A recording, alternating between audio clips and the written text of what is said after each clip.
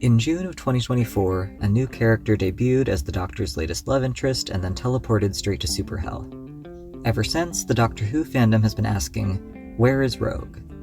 But I, for one, have been asking a different question. Who is Rogue?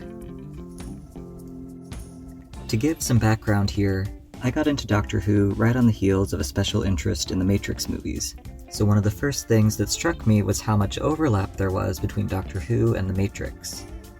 In particular, when Russell T Davies returned as the Doctor Who showrunner in 2023, it was clear that he'd taken a significant amount of creative influence from the fourth and most recent Matrix movie, The Matrix Resurrections.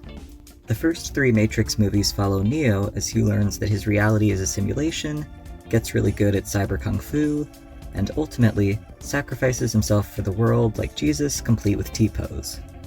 But in the fourth movie, Neo finds himself back from the dead. He's living an ordinary life as a video game developer and the creator of the Matrix video games. Neo's job has become a soul-sucking treadmill, where art is reduced to a commodity. And Trinity, the woman he keeps getting flashes of from another life, seems just as caged by the nuclear family as Neo is by his job. Have the events of the first three movies been fictional all along? Or is Neo trapped in the Matrix all over again? Spoiler alert, it's the second one.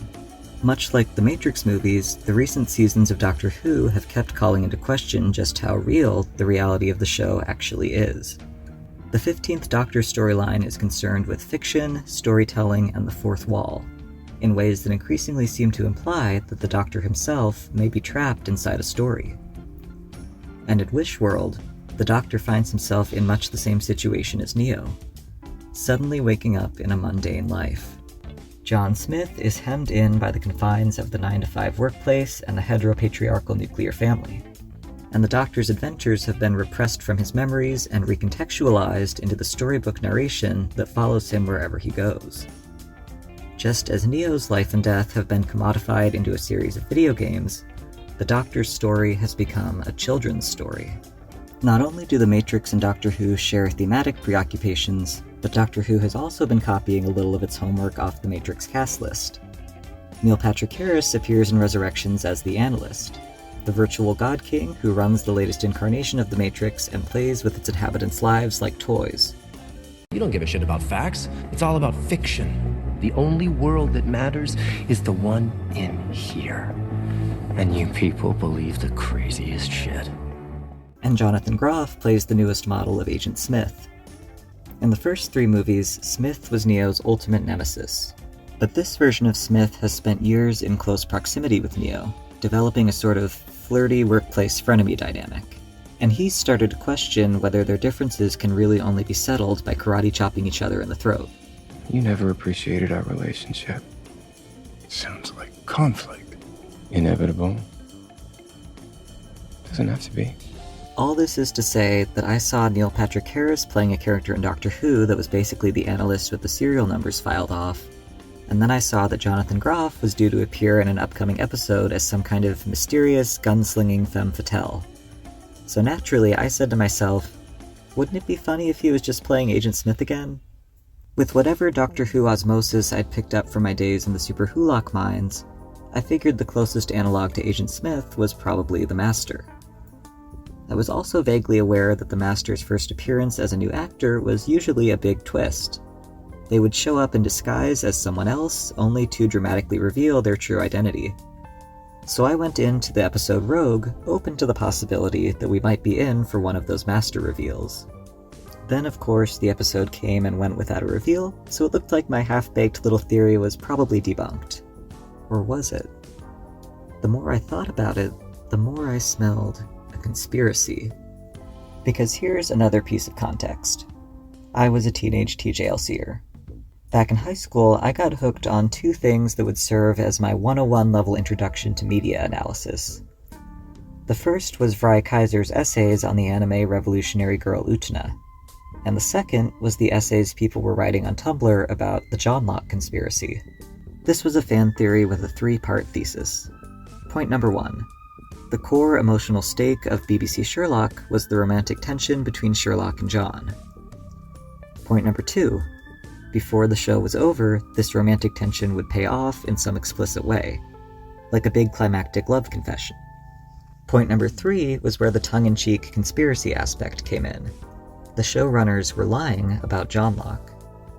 Mark Gatiss and Stephen Moffat had demonstrably already done this with other plot beats, giving interview statements that turned out to be false or misleading in order to avoid spoilers. So the theory held that when the creators said the show wasn't going to feature a romance between John and Sherlock, they were doing the same thing, hiding the show's biggest twist until it was time for the actual reveal. Now, to this day, whether TJLC was right about points 2 and 3 is at best still up in the air. We've been waiting on the 5th and final season of Sherlock for nearly 9 years, with no sign of it actually going into production. But hey, maybe the 2030s will be our decade. Anyway, after I spent my teen years slurping up TJLC meta like a soup, I went on to get a degree in cinema and media studies.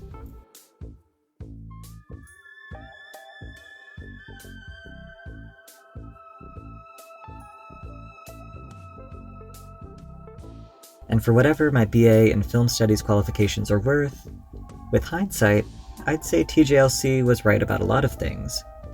They were producing cogent and thoughtful analysis of Sherlock. A lot of the subtext symbols and motifs they identified were there. TJLC even got a shout-out in the show itself. Oh, good. I love an acronym. All the best secret societies have them. At a Comic-Con panel in 2015, Moffat described the writing team's approach to foreshadowing. When a twist comes, it's not that it's surprising that it's thrilling. It's the fact you go, I should have seen it. I was told repeatedly this doesn't make sense. And then the rug is pulled. It's like you've been warning them for ages. You know, we're going to pull this rug in a minute. We are. You aren't paying any attention, but we are going to pull this rug. And so when you fall over, you've got to think, I was told and I didn't listen. So as I started to ponder whether Doctor Who might be setting up a twist around Rogue, I thought, hey, Russell T. Davies, the current showrunner of Doctor Who, is a friend and collaborator of Moffat and Gatiss. Sherlock and Doctor Who were both part of the Super Wholock trifecta back in the day. If any show was going to intentionally borrow from Sherlock's playbook, both from the show itself and from the TJLC community that sprang up around it, wouldn't it probably be this show? These were the two lenses I brought with me to Doctor Who: The Matrix and TJLC. Thanks to The Matrix, I looked at Jonathan Groff and wondered if he might have been cast as another Nemesis-turned-situationship. And coming out of the episode, my thought was, wouldn't it be wild if this is another TJLC? Like, what if they secretly made the Master-Doc relationship the emotional core of the story? What if the showrunner scattered a bunch of clues about it in the subtext while lying about it in interviews? Would that be crazy or what? But the Master's kind of parked at the moment. There's been a lot of the Master recently, so it's time to start again and have a fresh start to the show. But as I followed this line of thinking, I knew I would need to overcome at least one obstacle. I was brand new to Doctor Who. I had just started watching this show in 2024, with its latest soft reboot episode, The Church on Ruby Road. I was seeing all these intriguing glimmers of things I recognized from The Matrix and Sherlock, but I didn't feel like I had the necessary background knowledge of Doctor Who to really assess what the show was doing. And so, I set out on a fact-finding expedition, by which I mean I binged most of New Who in a year. What I found was that The Matrix and Sherlock were hugely fruitful lenses for analyzing Doctor Who, from 2005 to today. And I also found mountains of evidence that Rogue was the Master. So I'm here today to share with you my findings. In part 1, I'll break down all the clues to Rogue's identity in his self-titled debut episode, Rogue. In part 2, I'll explore the evidence in Rogue's next appearance, Wishworld. And in part 3, I'll answer the question, so Rogue is the Master. So what? Because it's not enough, is it, for me to just show you the evidence? I need to make the case for why you should want Rogue to be the Master. So sit back, relax, and allons-y.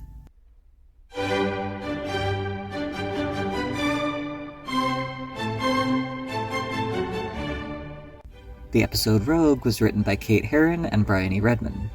Herron previously worked as the director and executive producer of the MCU spin-off series Loki. The show is notable for taking the supervillain of the first Avengers movie and turning him into the protagonist. To render Loki more sympathetic, the show delves into his psychology while also putting him under the thumb of a more powerful institution, the Time Lord-esque Timekeepers. I don't enjoy hurting people. I do it because I have to, because I've had to. Okay, explain that to me. Because it's part of the illusion. It's the cruel, elaborate trick conjured by the weak to inspire fear. The show was also notable for establishing that Loki is bisexual and gender fluid, although these aspects of the character are more of a passing mention than a fleshed-out exploration. In 2021, Russell T. Davies was giving a virtual talk to a group of college students. Later, he would admit that he didn't realize the talk was going to be recorded and posted like an actual interview. Commenting on the dangers of allowing streaming platforms to dictate what kind of stories get told, Davis said, With Netflix and Disney Plus especially, I think that's a very great worry where, Loki makes one reference to being bisexual once and everyone's like, oh my God, it's like a pansexual show. It's like one word. He said the word prince. And we're all meant to go, thank you, Disney. Aren't you marvelous? It's pathetic. It's a ridiculous, craven, feeble gesture towards the vital politics and the stories that should be told. So they will damn us with their condescension in the end. So that's my worry now. After this quote made headlines, Davis reached out and apologized to Heron. This initial conversation led to a friendship and ultimately to Davis inviting Heron to write an episode of Doctor Who. While Heron has never publicly commented on whether Disney or Marvel may have limited the amount of queerness she was able to include in the show, she has described Loki's representation as a small step that she hoped would pave the way for deeper exploration. In the same interview, she also commented on the fan theories developing around her show, Loki. I definitely read a lot of fan theories. I don't comment on them, but I used to love Lost and Game of Thrones. And I was on Reddit commenting like, ooh, maybe it means this. And I think that's the fun thing with our show, right? Our fans are so smart, and it's fun seeing what they're getting right and what's not right that is very interesting. The Easter eggs they dig up are always amazing to me. Some of them we put in there and I'm like, well, let's see. And I'm like, oh, they found it. So it's really fun tracking it online. It's very weird directing something where you know every frame will be screen grabbed by some fans because they're looking for stuff. So, we know the creative collaboration between Davis and Heron was born out of a desire to push streaming platforms like Disney Plus into explorations of queerness that were more fleshed out and less one-off and tokenistic. We also know that Heron has a confirmed habit of hiding Easter eggs in her work. With both of these things in mind, let's start screen grabbing every frame and looking for stuff. You really are wonderfully bad, aren't you? I'd rather be you. Right off the bat, we get the conceit of this whole episode. Cosplaying people to death. We're gonna cosplay this planet to death! The Master is baked into this entire premise.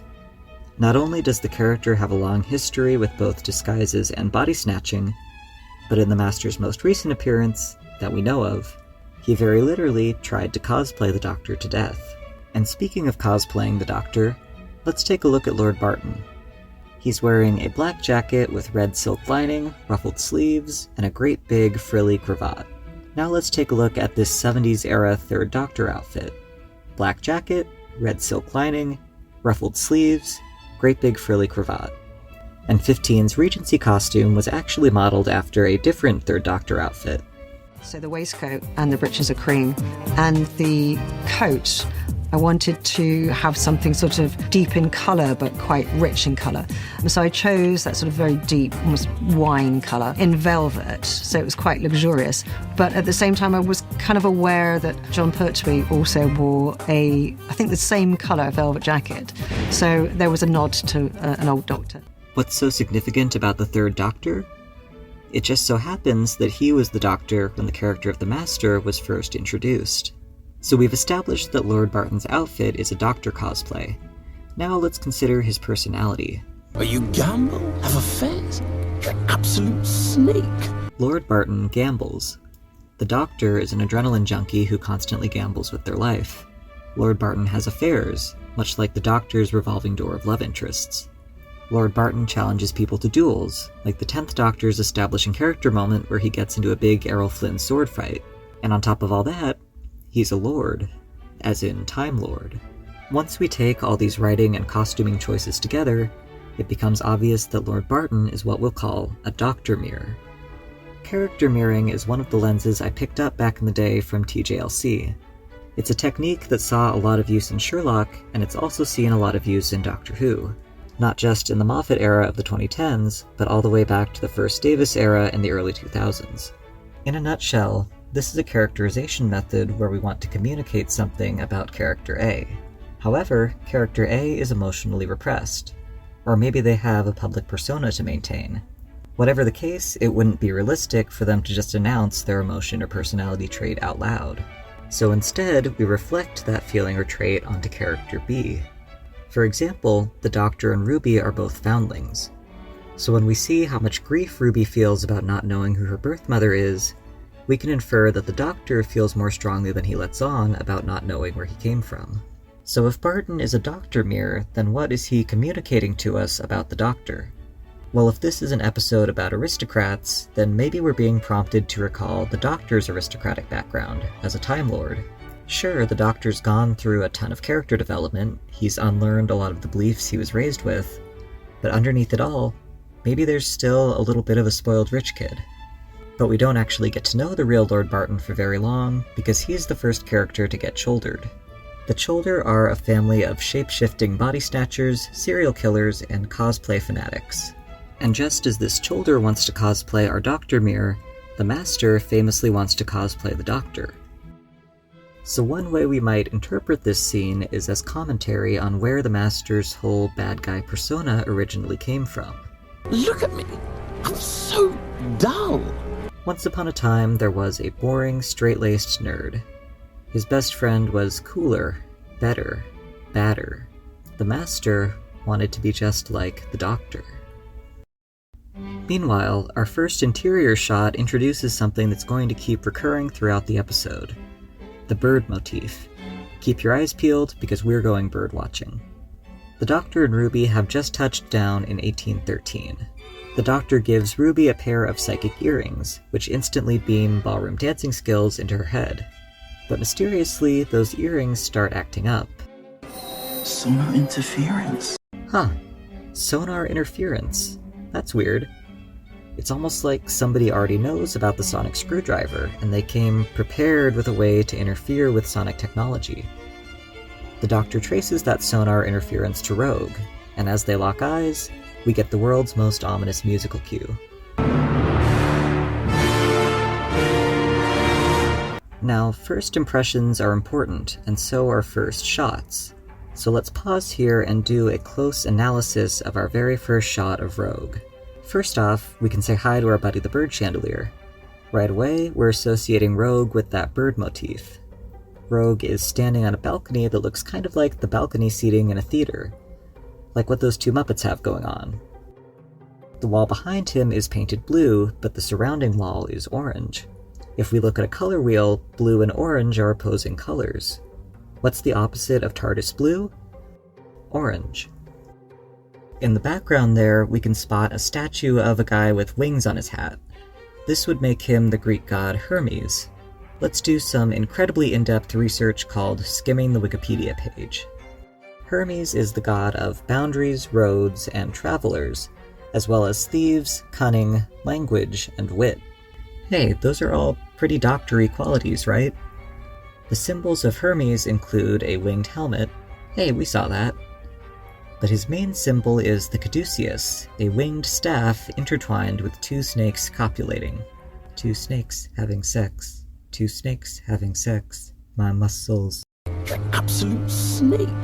The caduceus has sometimes been used as a symbol of medicine and doctors. However, that usage was only popularized in the early 1900s by the US Army Medical Corps. Experts think this was a mistake. The Army may have just mixed the caduceus up with a different symbol that only had a single celibate snake. Nevertheless, the caduceus still gets used in medical logos to this day, and we're going to remember the caduceus because that's a surprise tool that will help us later. But let's scroll a little further down that Wikipedia page and, ooh, what's this? In Jungian psychology. Let me back up. Another analytic tool I brought with me to Doctor Who was something I picked up from analyzing the Matrix movies. I'll call it the psychodrama framework. Through this lens, we can understand the plot of the Matrix movies as a metaphor for Neo's psychological journey. Neo is on a quest to become a truer and more awake version of himself, /transition, and the other main characters act as stand-ins for different facets of Neo's psyche. Trinity is the ideal self. She's the person Neo wants to be. Morpheus is Neo's unconscious. The name Morpheus comes from the Greek god of dreams, and Morpheus holds the repressed truths that Neo needs to accept in order to become Trinity. And Agent Smith is Neo's shadow. He is everything Neo doesn't want to be. He's Neo's capacity to uphold oppressive and violent systems. He's Neo's instinct for self-destruction. What is he? He is you. Your opposite, your negative. I've been thinking about us, Tom. About binaries that form the nature of things. Ones and zeros. Light and dark. Choice in its absence. But in order to become a more fully realized person, Neo needs to come to terms with all the facets of the self, including Smith. The shadow is a concept associated with psychologist Carl Jung, who had a lot of theories about the types of guys who live in our head. Wikipedia describes those theories as, quote, convoluted, and if I'm being honest with you, most of what I understand about the shadow self comes from an essay by Ursula K. Le Guin called The Child and the Shadow. Le Guin was a sci-fi author, and she writes about the shadow self in more accessible terms than most actual psychoanalytic theory does. She's examining this psychological concept with an eye to how it gets translated into art and popular culture. And Le Guin has actually been very recently referenced in Doctor Who. The title of one of her novels, The Dispossessed, was used in the episode Wish World as the name of the group of disabled people who wanted to kill God. Given this name drop of Le Guin's work, I feel safe assuming that her Child and the Shadow essay may have been a direct influence on the recent seasons of Doctor Who. So let's see what Le Guin has to say about Jungian psychology. The shadow is on the other side of our psyche, the dark brother of the conscious mind. It is Cain, Caliban, Frankenstein's monster, Mr. Hyde, Frodo's enemy Gollum. It is the doppelganger. It is all we don't want to, can't, admit into our conscious self. All the qualities and tendencies within us which have been repressed, denied, or not used. Unadmitted to consciousness, the shadow is projected outward onto others. There's nothing wrong with me, it's them. I'm not a monster. Other people are monsters. Le Guin goes on to argue that much of the fantasy genre is about this conflict between the conscious self and the shadow. But rather than dealing with it as an internal psychological conflict, works of fantasy tend to split these two halves of the psyche into two separate characters, like Frodo and Gollum, like Neo and Smith, or let's say, like the Doctor and the Master. Wait, how did we get here again? Right, Hermes. We were talking about that big statue of Hermes that the set designers stuck behind Rogue, and the fact that his Wikipedia page apparently has a whole section on the role of Hermes in Jungian psychology. According to Wikipedia, for Carl Jung, Hermes' role as messenger between realms and as guide to the underworld made him the god of the unconscious, the mediator between the conscious and the unconscious parts of the mind, and the guide for inner journeys. If the Doctor is the conscious mind and the Master is the unconscious or the shadow, then Hermes is the one who carries messages between them. So, in this one frame, we have the bird motif. We have the visual suggestion that all the world's a stage and Rogue is up in the balcony seating watching the show. We have blue and orange as colors that are exact opposites on the color wheel, setting up the idea of binary oppositions like light and dark or good and evil. And we have Hermes, the bridge between the conscious and the unconscious mind. Hermes is overseeing the Doctor and Rogue's first encounter, as if he's mediating between them. Brooding. Good luck. Did you practice in the mirror? The very first suggestion we get about Rogue is that his Mr. Darcy act is an act. It's artificial. This is a role that he's been practicing in front of a mirror. And of course, the very first words the Doctor and Rogue exchange are about mirrors. The writing is waving a flag at us right now. We are being prompted to think about these two characters in the context of mirroring. We should be keeping an eye out for ways that the two of them reflect one another. You're kind of funny, peculiar. Rogue's expression and body language throughout much of this scene is tense. Now, you could definitely make the argument that he's just shy because the hottest man in the world is talking to him right now. But if we consider that Rogue might legitimately be playing a character, and if the Doctor just led with, "Hey girl, you look like you practiced your part in a mirror," then Rogue has every reason to think that the Doctor is already onto him. He thinks he's getting made fun of for his bad cosplay right now. Oh, and perhaps this is too obvious to bear mentioning, but the background music in this scene is a string quartet cover of Bad Guy by Billie Eilish. Hey, rude. Lord? Not a lord. Rogue is defensive about not being a lord.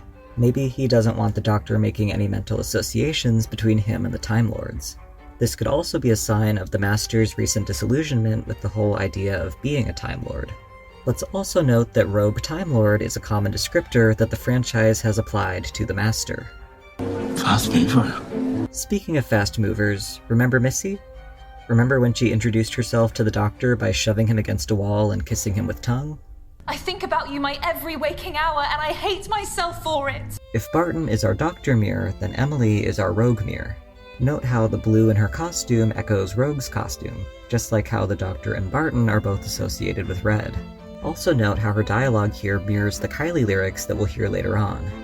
As a wise person once said, Kylie, I think. According to Barton, his relationship with Emily can never go public because he'd lose the approval of his aunt, and with it, his fortune.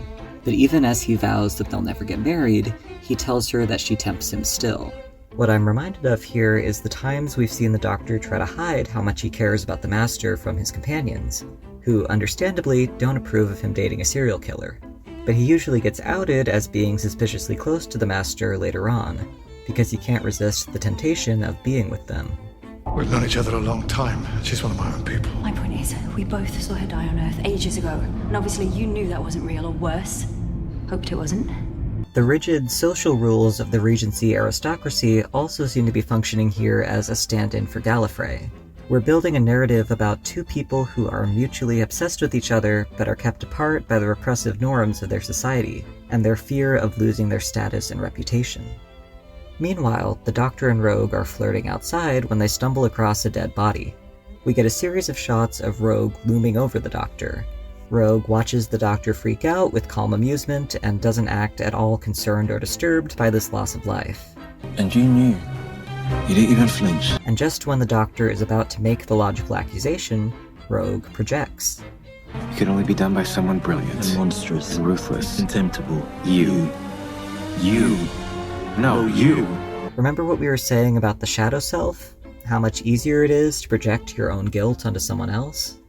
Remember how the first line the Doctor ever said to Rogue was about mirrors, and now the two of them are literally mirroring each other? Let's also consider how little sense Rogue's accusation actually makes. The Doctor has made no effort to hide from Rogue that he's not from around here. Upon finding the body, he shows obvious distress and jumps straight into detective mode. Why would the Doctor lead Rogue straight to his own murder victim? Why would he walk right up and introduce himself to the bounty hunter trying to kill him? Rogue is the one behaving suspiciously here, but with his convenient deflection, he puts the Doctor on the defensive and manages to dodge any tricky questions. You travel in a shed? What's the shed? Why isn't it cloaked? Rogue instantly points out the TARDIS, even though the perception filter should be making him want to overlook her. He shares that trait with Mrs. Flood. He goes out of his way to make fun of the TARDIS, and he hones in on something that the Master is very aware of. Her camouflage has been stuck in police box mode for centuries.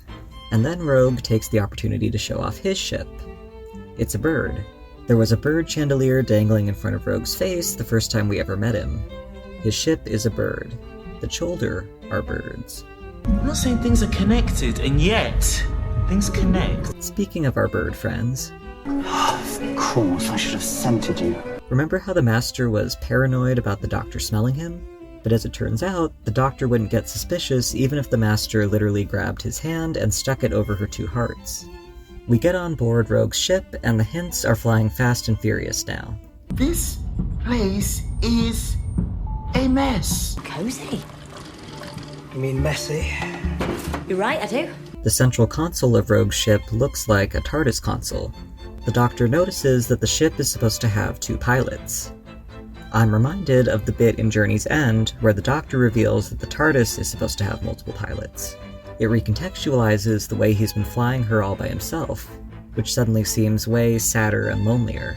If Rogue is missing a long-lost co-pilot, then could the Doctor be missing one too? Maybe a fellow Time Lord? Someone who knows how to fly the TARDIS just as well, if not better, than the Doctor? My name's Bond. Molecular Bond. This is a joke about how the Master was originally created as an off-brand Bond villain. It's the same thing they were riffing on in Spyfall. Rogue manages to very specifically threaten the Doctor with something he wouldn't be able to regenerate from: incineration. This is also a throwback to 10 cremating the Master, which Missy was still bitter about. Don't cremate me! Don't cremate me! And where Missy had a Cyberman army, Rogue has a cybernetically modified teddy bear. You know, just for the ambiance. Triform off! It's deadlocked. And just like how Rogue conveniently came prepared with sonar interference, he also came prepared with a deadlock. 2 different strategies for neutralizing the sonic screwdriver. He also somehow knows that the Doctor calls it a screwdriver, even though it functions more like a magic wand and looks more like a magic wand.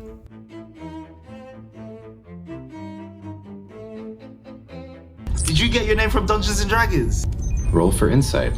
He named himself after D&D because he's the Dungeon Master. It's a perfect fit because the Master is fundamentally a roleplay nerd, and he is thrilled that the Doctor caught onto his theming, the same way Spy Master was thrilled for the Doctor to figure out the punchline of his name. Oh! That's my name, and that is why I chose it. So satisfying. Once we start at least entertaining the possibility that Rogue is the Dungeon Master, we can then consider the idea that this entire episode is Rogue's D&D campaign. We can be aware that a Dungeon Master needs a D&D party. We can start noticing the ways that Rogue is behaving like a DM, guiding the Doctor towards certain story paths and away from others. Not that he's, that great at it. Rogue looks legit panicked here. For starters, I wonder if he was only planning to present himself to the Doctor as an 1800s steampunk space traveler. As soon as you throw time travel into the mix, Rogue instantly becomes more Time Lord coded.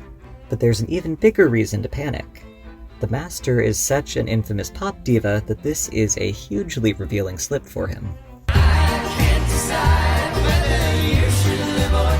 Hey, Missy, you're so fine, you blow my mind. Hey, Missy.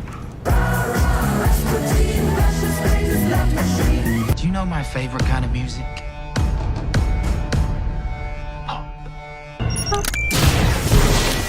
And let's take a look at our lyrics here.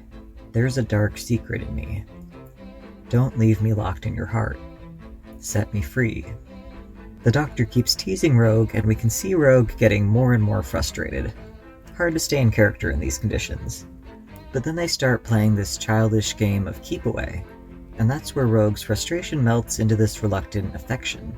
Like maybe he's being reminded of the games the Doctor and Master used to play as kids. Notice that once Rogue gets the Sonic, he knows exactly how to use it to turn the music off. Setting 2,428 There's over 2,000 settings on this thing, and you're telling me some random guy can use it like a TV remote? It suits you, Fluster. It's a good look. You should try it more often. It says the man about to kill me. A, how do you know how often this guy gets flustered? You've known him for 10 minutes. B, when's he gonna have more opportunities to get flustered? You're about to kill him. Spoiler, he's not. Traps are just his flirting. I know traps. Traps are my flirting. This job has so much paperwork ever since we got that new boss. So we have heard about the boss in 3 different contexts. We hear it from the Meep. Just wait till I tell the boss. The boss is the very first plot hook of the new Davis era. We hear it from Anita. Oh, they say hello, by the way. Who does?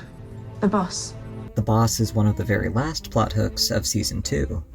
And we hear it from Rogue. The boss has to be someone who connects Rogue, Anita, and the Meep. The boss presumably isn't the Ronnie, because Anita helps the Doctor foil the Ronnie's plan. And by the way, we have a precedent for the Master pretending to be their own employee when they're actually the boss. Dr. Chang! That's not a droid, that's my boss. You know, I might have been guilty of just a teensy little forbid. Meanwhile, Rogue makes a big deal out of proving that the Doctor is a shapeshifter. It's almost like he's the one who figured out the timeless child thing, and now he's trying to rub it in. I'm just so trigger happy. Trigger happy? How long does the Vexel last? 9. Oh, that long. I never could resist a ticking clock.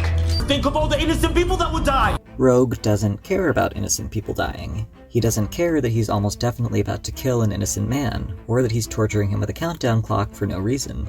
This is just a game to him. Okay, let me draw your attention to something here. The Doctor throws the psychic paper.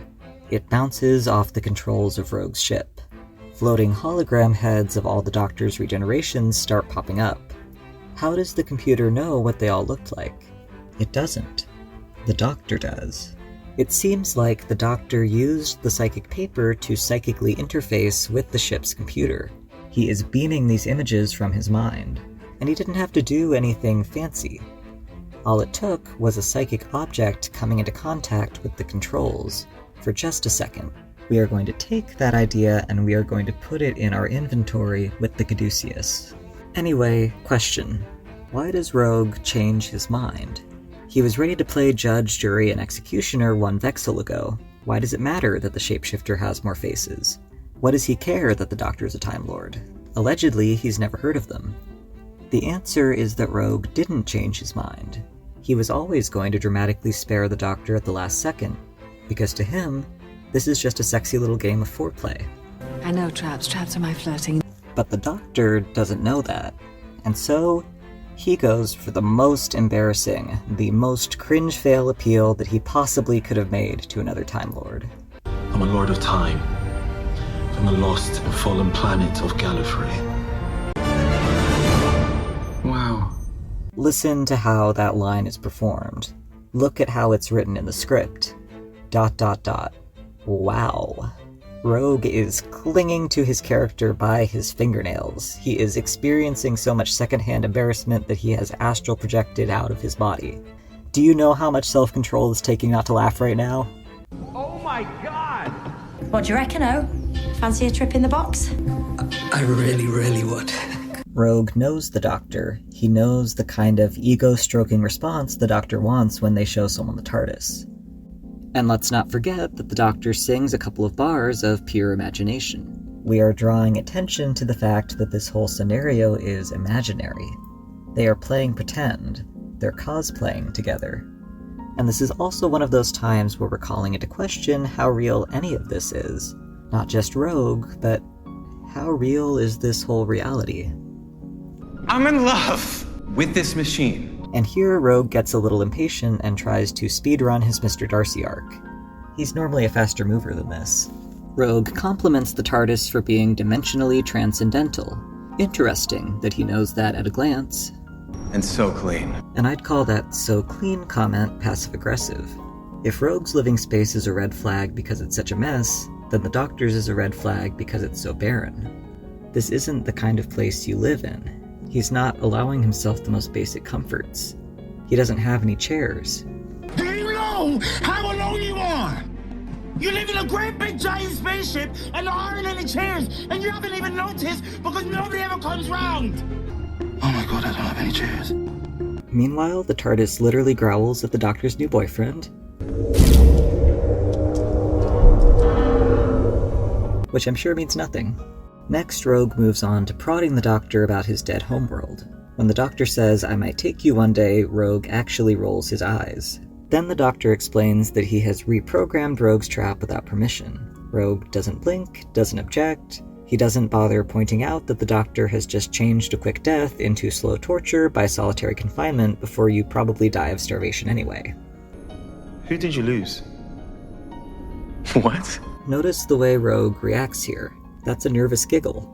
The Doctor has assigned Rogue a tragic backstory, and now our Dungeon Master has to decide on the fly if and how to play along.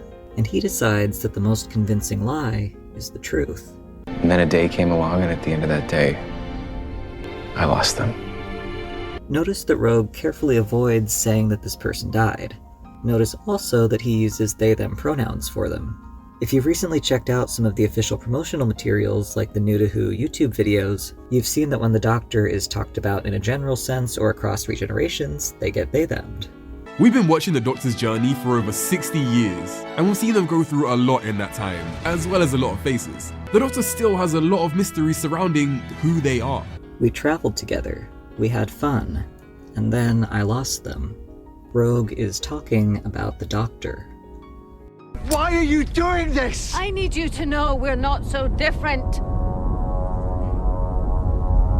I need my friend back. Rogue lost his best friend in the sense that the Doctor decided their values were no longer aligned. The Doctor broke up with him.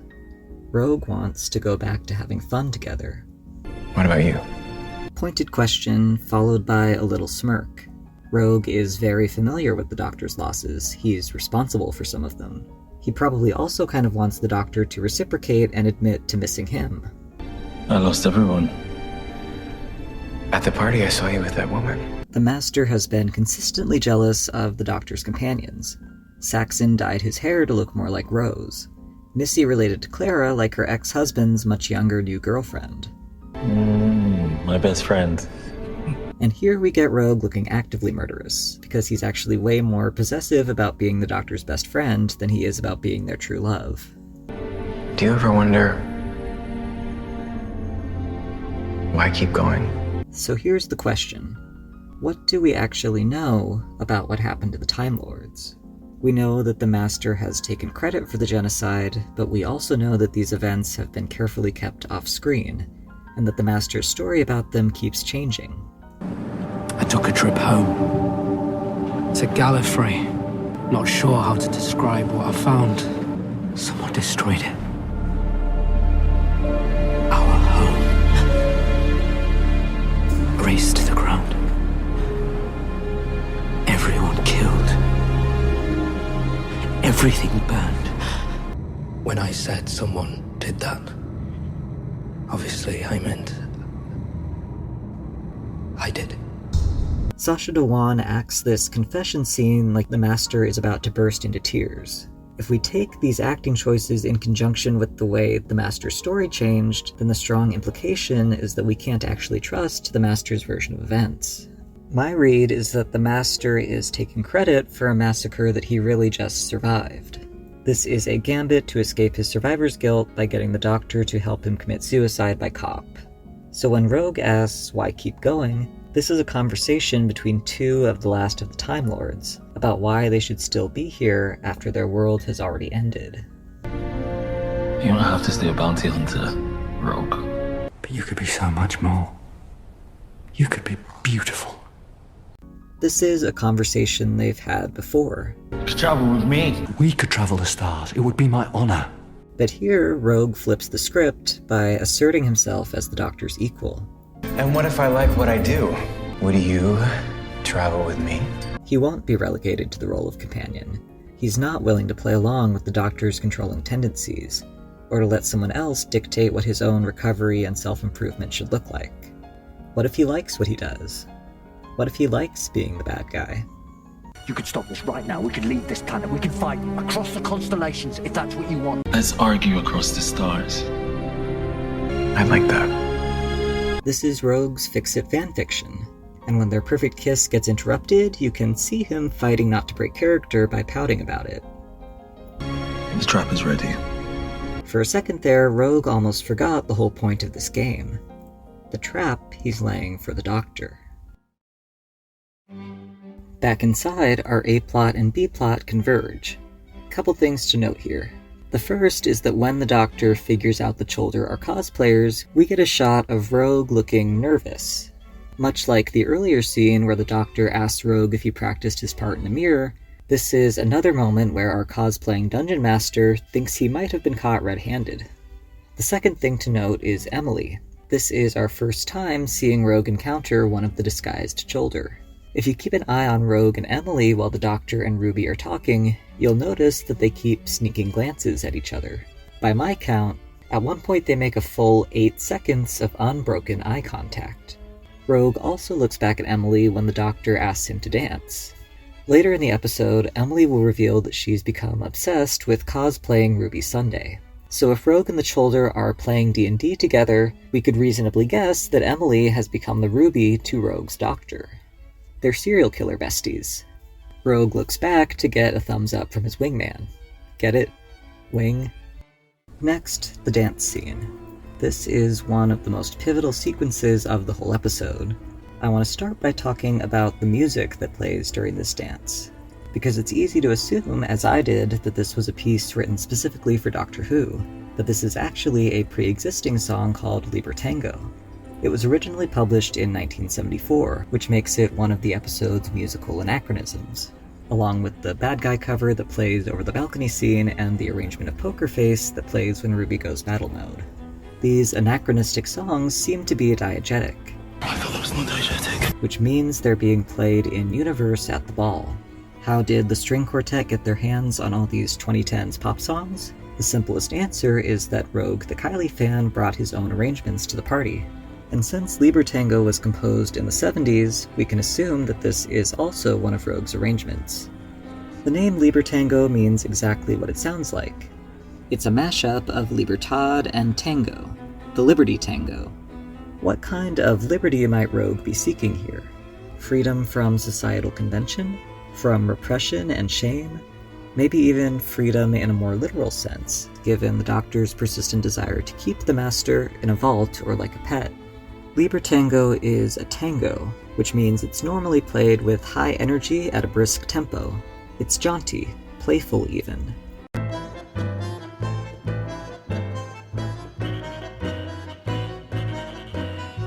But Rogue's version has been stripped back, slowed down, made haunting and melancholy and intimate. If Rogue specially arranged this version to dance to with the Doctor, then this is his expression through music of their relationship. And it should go without saying that if Rogue prepared a bunch of thematically appropriate sheet music from the future, then that completely breaks his cover story about this being a random chance encounter with the Doctor. Now let's turn from the music to the visuals. Midway through the dance sequence, the lights go down. Everyone else fades away, and the Doctor and Rogue are alone in their own little world. Once the lighting shifts, we start casting these harsh, angular shadows across Rogue's face, while the Doctor's face is kept in a soft and even lighting. This is a difficult effect to maintain, especially when both actors are spinning around in relation to the light source. So this is a very active creative choice, and it is being used to achieve a very particular visual impression. Rogue is split between light and shadow. The Doctor isn't. The Doctor is an open book, but Rogue has something to hide. Let's consider the effect of putting these characters in this dark void in their opposing colored outfits, circling around each other in these rigidly choreographed moves. This isn't just a romantic framing. This scene is like watching a sword fight. This is a push and pull of two equal and opposite forces, locked in this intricate, intimate, all-consuming stalemate. And then we get to the part where Rogue, the D&D player, inexplicably claims he can't roleplay. Childer cosplay, not me. What's going on here? Well, if Rogue has been in character this whole time, then what the Doctor is asking him for right now is a roleplay within a roleplay. Maybe Rogue doesn't actually want to draw attention to how good an actor he is, because that could call the authenticity of his whole performance up to this point into question. Maybe it serves his interests to maintain a strict division between himself and the Childer, so that he looks honest and real by comparison. But then the Doctor says this. You would ask me to give up my title?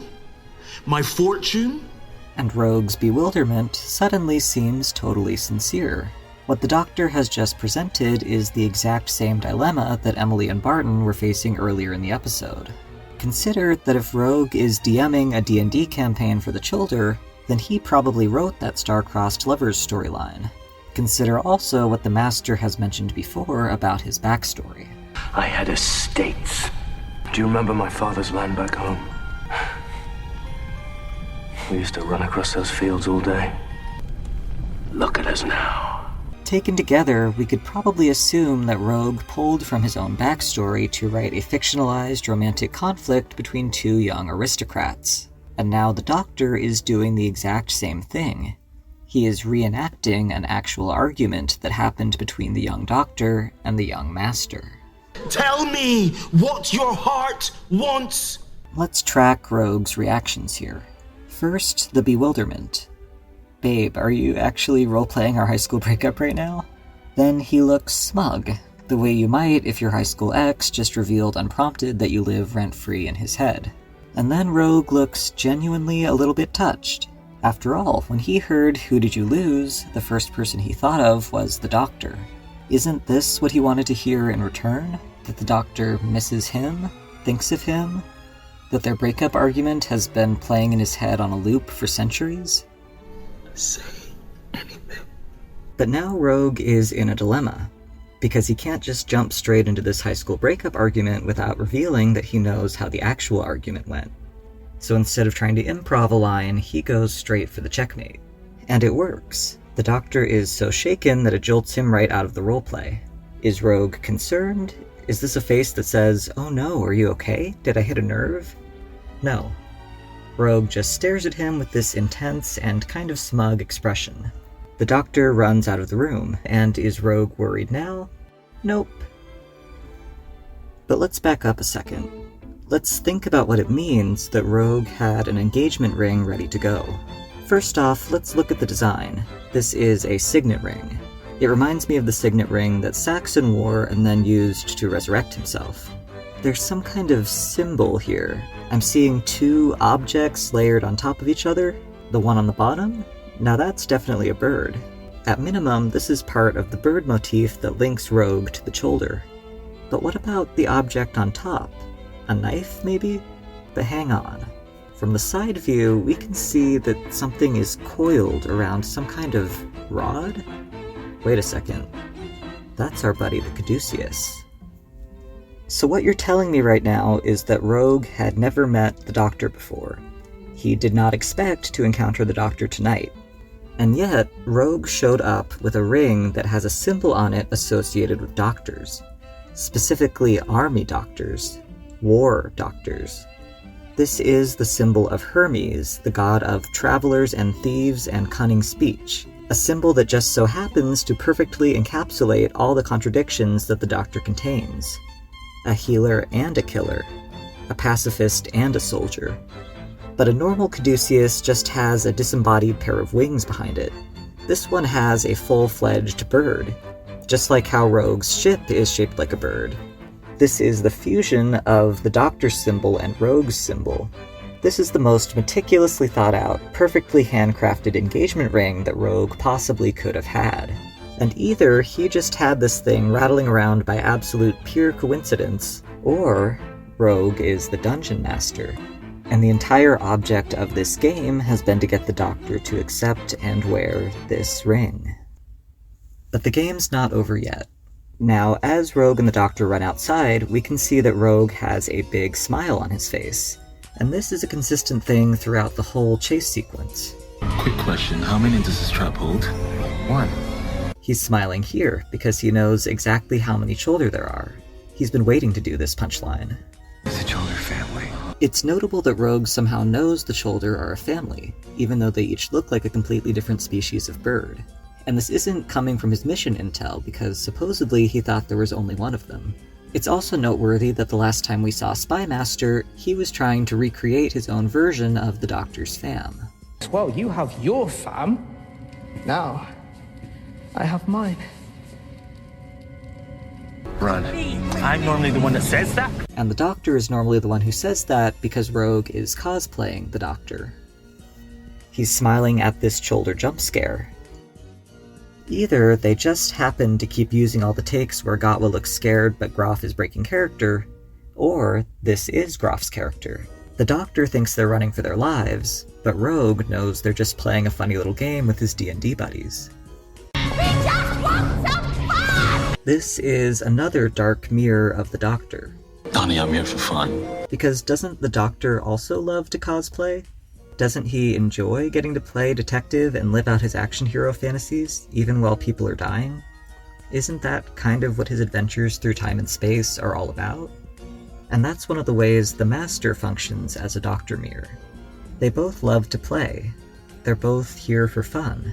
But when we see the carnage the Master's games cause, it calls into question the ethics of the Doctor's games, which also leave a trail of death in their wake, even if the Doctor isn't directly murdering people. And look at Rogue's face here. Look at that huge smile. He is having the time of his life. But 4 of them. We've only got a trap for 1. What do we do? And he's posing leading Dungeon Master questions to the Doctor, because it's time to start nudging him toward the big finale. I can make this transport gate carry 4. There might be others. Right, 6. Again, Rogue knows exactly how many Cholder there are, and this is all shaping up perfectly for his melodramatic exit. This is the endgame. The Doctor thinks Ruby is dead, and Rogue just stares at him blankly with a tiny smile. Then he watches the Doctor have a crying breakdown and makes no move to comfort him. They have a lifespan of 600 years. Good.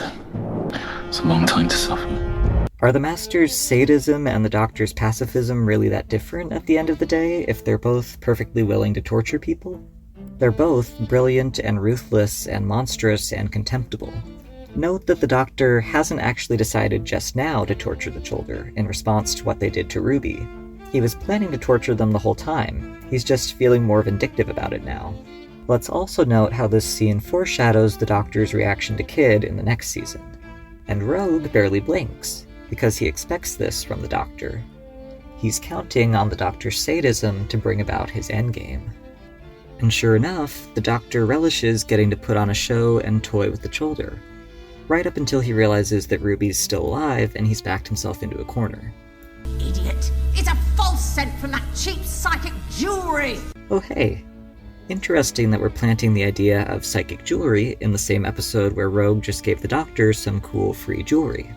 By the way, psychic jewelry is another thing we've got precedent for from the Master. In the episode Legopolis, he hands out a mind control bracelet to one of the Doctor's companions while impersonating her dead loved one.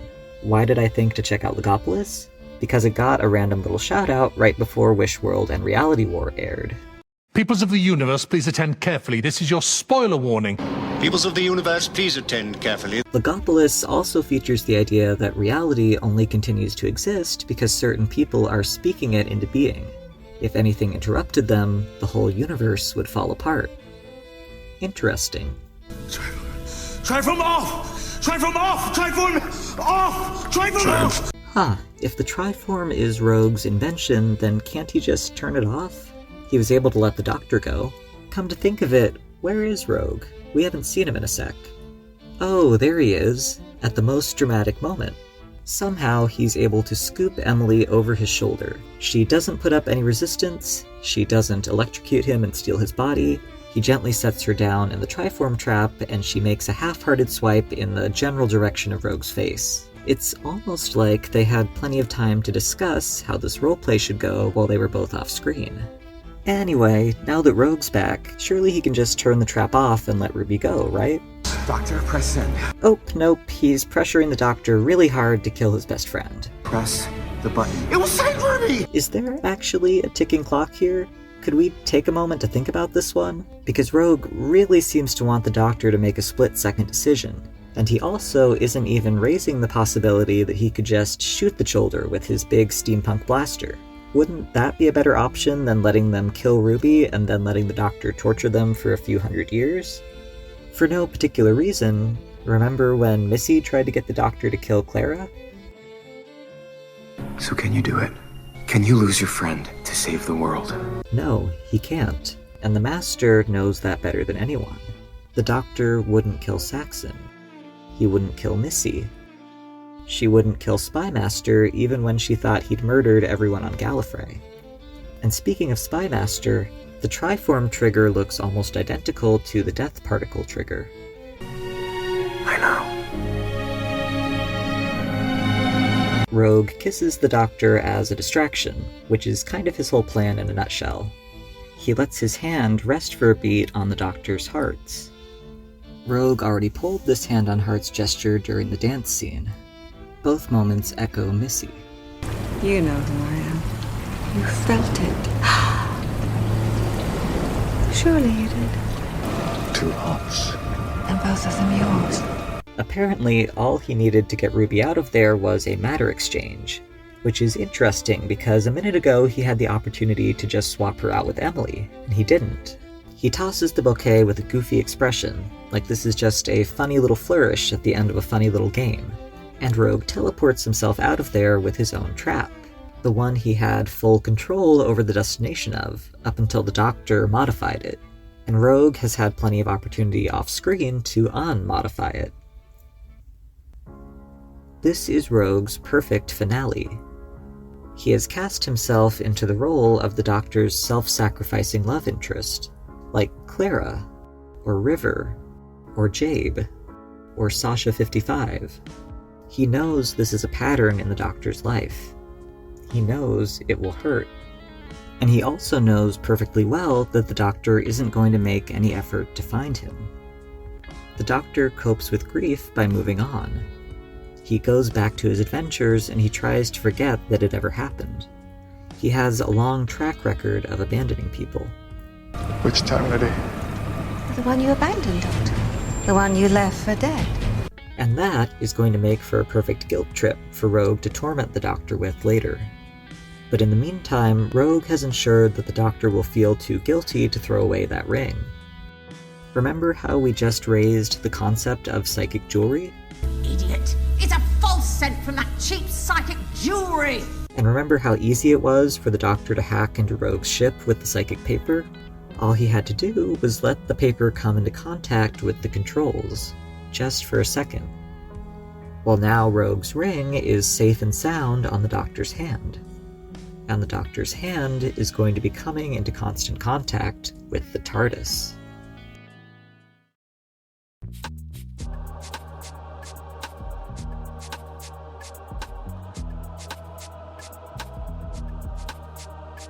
The last time we saw the Master, they were tooth-moding. They were in their tooth era. Then they got picked up by a mysterious hand, seemingly a white woman wearing nail polish, identity unknown. But as of Wish World, I think we have our answer. That was Mrs. Flood. This would be familiar territory for the Rani. She spent her debut episode in an alliance and slap fight with the Master. That time, the Master was the one blackmailing the Rani. This time, the tables seem to have turned. Picking up that tooth has made the Rani the one with the blackmail material. Out of the way, boys, because I have a date to arrange. This line has a double meaning. The Rani is talking about May the 24th, but she's also talking about arranging a date between those two freaks who were the only ones who would sit with her in high school. The next time we see the two Ranis, they're discussing some kind of trap that they're laying for the Doctor. This is after he's already been brainwashed into thinking he's John Smith, so this is some additional layer of trap. Is the trap ready? Just waiting to be primed, ma'am. How's the Doctor? Getting there. Doubts at 30%, but it's sunset at 2058, and that's when his thinking intensifies. So, they've laid a trap. The point of the trap is to make the Doctor doubt. And the trap will be sprung after sunset, when the Doctor thinks more. And what, pray tell, happens after sunset? Doctor, can you hear me? How is Rogue's Zoom call suspicious? Let me count the ways. 1. This is the immediate lead-in to Rogue's appearance. But the mysterious Time Lady was clever and wise, and she knew that Doctor Who was weak. Doctor. The Rani is exploiting the Doctor's weakness, as in, she knows he's so down bad for the Master that it shuts off his critical thinking skills. 2. The green screen effect here looks cheesy and fake. We know this wasn't a budget issue because they've spent the last 2 seasons flaunting their Disney Plus money. We also know it wasn't a constraint of Groff being based in New York, because the behind-the-scenes materials show that this scene was filmed while Gatwa and Groff were still on set for the original Rogue shoot. From working with Jonathan last year, I remember he was like, God, I just finished and they asked me to shoot this like thing where I talk about tables and I don't know what they were talking about. And I was like, yeah, how weird. They deliberately made this special effect look fake because it's supposed to be fake in universe. 3. Rogue's acting is fake. He's smarmy and insincere. He spends a good chunk of the scene smirking. There are only 2 points where Rogue actually seems to mean what he says. The first is when he expresses bitterness at the Doctor for abandoning him. And this hell dimension is sliding into the pit. I don't know if I'm gonna survive. Thank you for that, you know? The one you abandoned, Doctor. The one you left for dead. The second is when he tells the Doctor he misses him and he loves him. I miss you. Well, more than that. I love you. 2 hearts. And both of them yours. 4. Rogue knows that the tables are doing that, which means he can't have really been trapped in super hell with no contact with the outside world. Either he's seen the slip for himself, or he's heard about it from the Ronnie. 5. The trap works. Rogue's message is the catalyst that causes the Doctor to have a breakdown, get arrested, and doubt so hard it cracks reality open. Rogue accomplished exactly what the Ronnie sent him to do. 6. When the Doctor tries to explain the tables thing to Belinda, the dialogue grinds to a halt for a second, just so we can really hear what's playing in the background. The Master Vainglorious rhythm. He said, tables don't do that. And I thought, he's right. He's right, that is not what tables are supposed to do. Who said? I can't really remember, but it was good. Just the sound of his voice. What's that? What? That tapping, that rhythm, what are you doing?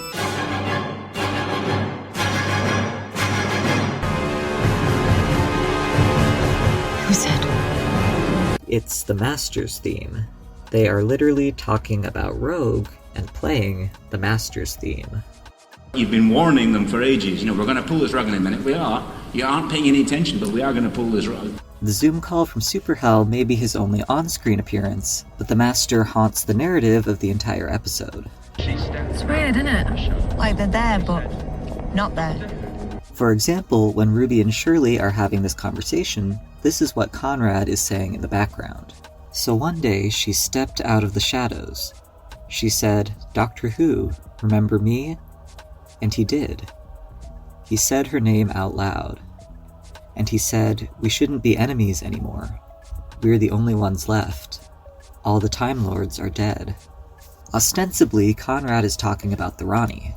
But what he's describing, almost word for word, is the Doctor's reunion with the Master. I'm begging you, everything's changed! It's only the 2 of us, we're the only ones left! I'm asking you really properly, just stop. Just think! Use my name. Master. I'm sorry. So for the rest of part 2, I want to focus on the ways that the Master, like the Bone Beasts, is both there and not there. And I'll examine how this Master subtext expands and complicates our understanding of Rogue. There are 3 scenes in particular I want to highlight. The first is the Doctor's experience of workplace homophobia. The second is the scene where Belinda and her family discuss the role of women in Conrad's world. And the third is the Doctor-Ronnie dance scene. No, you're a man. How can you find another man beautiful? John Smith is a version of the Doctor who's been stripped of centuries of character development and set back to square one. This is the Doctor before he ran away from Gallifrey, and Conrad's world symbolizes the Gallifreyan society that he ran away from. We have long known the Doctor to be, putting it mildly, evasive. Putting it less mildly, something of a pathological liar. Oh, do you see? This is why nobody likes you. You have to be mysterious all the time. That's why everyone leaves you. That is why you were always alone. And here, we can see the root of where that behavior started. As a survival strategy on Gallifrey. If you live in a rigidly repressive society, and if any slip of the tongue could bring your whole place in that society crashing down, then you learn to be evasive. If you don't know what's socially acceptable to say, don't say nothing at all. I also want to highlight 2 additional layers of subtext operating in this scene. The first is the idea of the slip. Oh, sorry, that was a slip. Sorry, that was a slip. This term, the slip, is referencing the concept of a Freudian slip. Freud believed that when someone makes a mistake, like a slip of the tongue, sometimes that mistake reveals a thought that they've been repressing. Earlier in this video, I argued that the Master functions as the Doctor's psychological shadow. Every quality that the Doctor is ashamed of in himself gets projected onto and embodied by the Master. Sometimes the Doctor is ashamed of a quality because it goes against his moral values, the way his sadism conflicts with his pacifism. But other times the Doctor might consciously believe that a quality is neutral or even positive, while still unconsciously carrying a lot of shame about it. Like, say, being gay. If the slip is a Freudian slip, then every time the wish world glitches, it's a repressed thought coming to the surface. When the Doctor accidentally alludes to his repressed attraction to men, he slips. And these Freudian slips are happening so often that everyone has a dedicated garbage bin just for the broken mugs. Let's note something about the use of color here, because the bins are orange. Way back in part 1, I pointed out that Rogue is introduced against a backdrop of blue and orange. If blue is associated with the TARDIS and the Doctor, then orange represents the Doctor's inverse on the color spectrum. I also pointed out that this shot features a statue of Hermes. Carl Jung used Hermes to represent a negotiator between the conscious self and the unconscious. So the opposite sides of the psyche are all symbolically tied up here with the opposite colors of blue and orange. The color-changing TARDIS lights also turn orange when Rogue comes on board. In 73 Yards, the Doctor and Ruby are both wearing orange when they accidentally disturb a memorial to the world's most dangerous Prime Minister. I miss you. That's all it says. Rest in peace, Mad Jack. Oh, poor old Mad Jack. I was a jack of all trades. Mad Jack, they used to call me. The full saying there is Jack of all trades, master of none. When the Doctor breaks the circle, he's symbolically breaking the seal on his memories of the Master. And once that seal is broken, the Doctor disappears from reality. Then Wishworld ties the color orange to our Freudian slips. And when Rogue zooms in to remind the Doctor he's gay, his hell dimension is awash in orange. So there's a pretty clear pattern forming here. Orange is what the Doctor wants to repress. Orange is the garbage bin of the psyche. There are truths the Doctor can't acknowledge without breaking his entire sense of reality. A failure to repress makes mugs fall through the table, just as Rogue fell through the floor. And one of the biggest things the Doctor is trying to repress is the Master, his shadow. When he fails to repress his memories of the Master, the Doctor falls through the surface of reality itself. So when the show gives us the orange of Rogue's hell, it's providing us with a dual symbol of the Doctor's repressed shadow. Because not only is orange the inverse of blue, but in Jungian psychology, the underworld is a metaphor for the unconscious. That's part of the reason why Jung saw Hermes as a guide to inner journeys, because Hermes was a guide to the underworld. So hell is the Doctor's unconscious. Everything the Doctor doesn't want to know is discarded to the underworld. And in Conrad's world, the Doctor can't afford to know about his own queerness. Both of his slips happen in that context. The mug slips when the Doctor admits that he finds Ibrahim beautiful, and a bunch of mugs slip when he admits that he really liked Rogue. So the Doctor's queerness is relegated to his shadow, and the Master comes to embody that shadow. The Master is the classic queer-coded villain. They represent everything that feels monstrous about being queer. So when the Doctor is afraid of acknowledging the Master, they're also afraid of getting caught in a queer relationship with the Master. When the Doctor sees themselves in the Master and feels ashamed, they're also ashamed of having a complex relationship with gender like the Master. And back in the workplace scene, the way that the Doctor's repression is tied up with the Master is driven home by another piece of subtext, Conrad's narration. At the start of the scene, Conrad says, But then, a sad day came along. All the Time Lords were killed, and Doctor Who was the only one left. But before Conrad can elaborate on what actually happened to the Time Lords, the Doctor and Ibrahim start talking over him. We can faintly hear Conrad continuing to narrate throughout the whole rest of the scene, but we can't make out what he's actually saying. Earlier, I talked about the ambiguity of what happened to the Time Lords, and the possibility that the Master was lying when he took credit. I want to take this possibility, and I want to tie it back to Le Guin's essay, The Child and the Shadow. Le Guin says, "The normal adolescent ceases to project so blithely as the little child did. He realizes that you can't blame everything on the bad guys with the black Stetsons. He begins to take responsibility for his acts and feelings. And with it, he often shoulders a terrible load of guilt. He sees his shadow as much blacker, more wholly evil than it is. The only way for a youngster to get past the paralyzing self-blame and self-disgust of this stage is really to look at that shadow, to face it, warts and fangs and pimples and claws and all, to accept it as himself, as part of himself." Earlier on in the show, the Doctor was fixated on redeeming the Master, in part because the Master reminded them of themselves.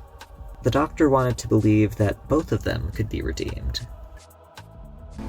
She's the only person that I've ever met who's even remotely like me. So more than anything, you want her to be good? But recently, the Doctor has become convinced that the Master is irredeemable. So now the Doctor is stuck in a feedback loop. The harder he tries to be a good person, the darker the shadow of all his repressed negativity becomes. The more afraid he becomes of his own shadow, the more he projects it onto other people. But the more he tries to give other people the punishment they deserve, the more he believes, deep down, that punishment is all he deserves.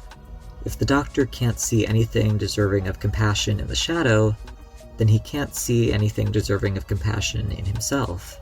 If the Doctor was able to face his shadow, warts and all, he might learn that it's less wholly evil than he feared. If he could look with clear eyes at what happened to Gallifrey, he might learn that the Master isn't wholly irredeemable after all. But whatever the Master did or didn't do, the truth is literally drowned out by the Doctor's internalized homophobia. And Doctor Who wished it was like the old days, when he had a faithful companion at his side. Then we cut to Belinda, with Conrad providing the scene transition. Belinda, her mother, and her aunt are discussing the patriarchal hierarchy that Conrad has manifested and naturalized. You know her part in life. It's all very clear. Good little girl, then good little wife, then good little mother. Then we get this exchange. She is getting cheeky. Don't worry. Plenty of time to drum that out of her. Drums mentioned? Literally and metaphorically, the Master's drums have always been the poison that Time Lord society put in their head. Just as Alan and Conrad were radicalized by misogyny, the Master was radicalized by a cultural ideology of Time Lord supremacy. And you are cattle. We're talking about Time Lords here. The highest universal race, the greatest and purest classification of life. There is a natural hierarchy of the universe, where Time Lords are on top and everyone else is cattle. But within our metaphor of Conrad's world as Gallifrey, the Master isn't just the Conrad. They are simultaneously the Belinda. Because the Master's efforts to prove that they're the master of the universe are pure cope. It's a way to compensate for the fact that among other Time Lords, the Master is closer to the bottom of the hierarchy. The Master is seen as diseased, insane, unfit. Even the Doctor, #1 Master sympathizer in Time Lord history, tends to default to paternalism when dealing with them. I'm gonna have to put you back in the vault, you know that? Sure. Just fine. You're my responsibility from now on. You mean you're just gonna keep me? Now I've got someone to care for. The Doctor's approach to helping the Master has been to strip them of their agency and try to mold them into living the kind of life that the Doctor believes would make them happier. It's not completely unlike the way that Conrad tries to give women like Belinda happier lives, by putting them in their supposed natural place. And there's a reason why we get that emphasis on the Doctor longing for the olden days, when he had a faithful companion at his side. When Rogue reminisced about the person he used to travel together and have fun with, the subtext was that he was talking about the Doctor. We might imagine that before the events of the show, when the Doctor took their first joyrides out of Gallifrey, they brought their best friend along, and that would make the Master the original companion. This wouldn't be the first time the show has hinted at something like that. The Master has consistently related to the Doctor's companions as their replacements, and the companions may be the Doctor's best friends, but there's also a certain hierarchy baked into that role. The Doctor is the hero, the expert, the teacher. The companion is the Doctor's audience and assistant and student. And you were being mansplained by a briefcase. I thought I was being mansplained by you. Honey, the doctor's in the room is mansplain central. Oh, I'm getting that. See, that's what I'm trying to teach you, Missy. You understand the universe, you see it, you grasp it, but you'll never learn to hear the music.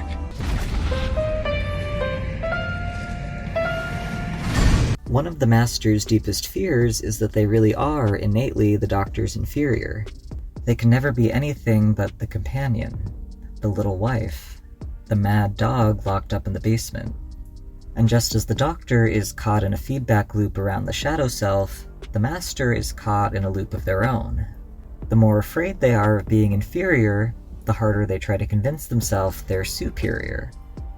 But the harder they cling to Time Lord supremacy and invest in that hierarchical worldview, the more it drums into them that they really are just a diseased, lesser creature. You know what I find the most infuriating? You always behaved like you were different, like you were special. And you were. And as of the Timeless Child reveal, the power dynamic between the Doctor and the Master has grown even more complicated.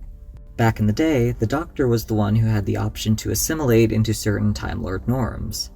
He could trade repression for a fragile level of safety from dispossession and violence, whereas the Master was seen as diseased no matter what they did.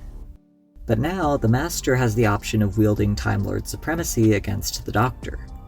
They can fall back on their own status as a native-born Gallifreyan, while outing the Doctor as other, foreigner, inferior.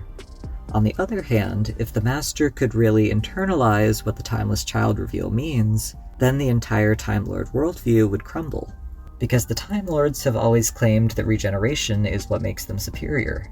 But that's not something they invented, and it's not some innate quality of their biologically superior bodies. They stole regeneration from another species. The Master stands at a crossroads. Will they seek freedom by clinging to the hierarchies of the Time Lords tighter than ever, or by finally letting them go? To wrap up our analysis of Wishworld, let's talk about Dance Scene 2. So the Ronnie's dance number is a direct callback to Rogue.